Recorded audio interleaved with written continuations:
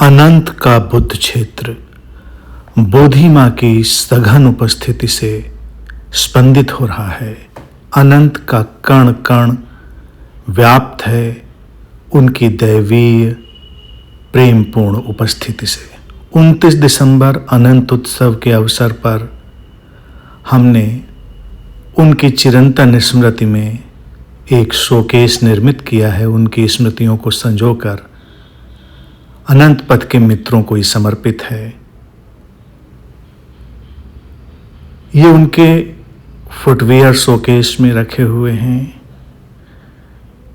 ये पानी की बोतल उनकी, और ये उनका एक बैग जिसमें उनका दुपट्टा झांक रहा है। ये पत्थर का बाउल जहाँ कलकत्ता में बेलूर मठ में उनकी अस्थियां विसर्जित करके इसमें उनको लाए थे।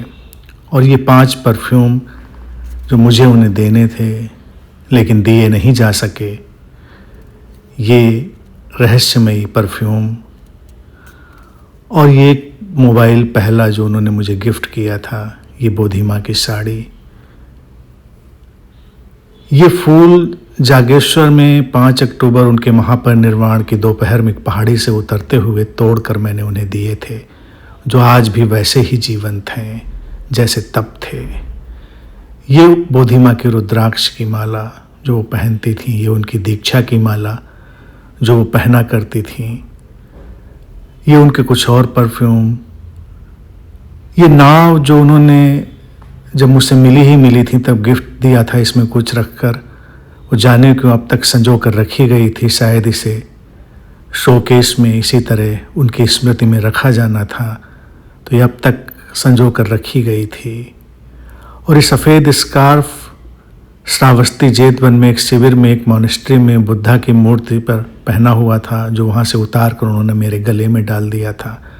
और ये ब्लैक गाउन जो वो ध्यान में पहना करती थी, नीचे ये ब्लैक स्ट्रॉल उनका, और ये चंद राखियाँ जो उन्होंने मुझे बांधी थी, उनमें से जो मिली हैं वो ये हैं।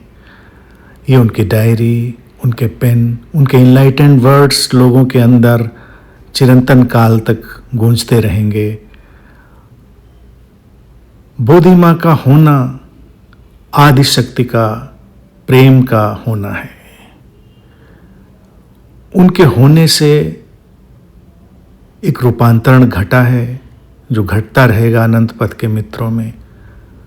उनकी करुणा जैसे बहती थी वैसे ही बहती रहेगी और सभी मित्र उससे अनुप्राणित होते रहेंगे।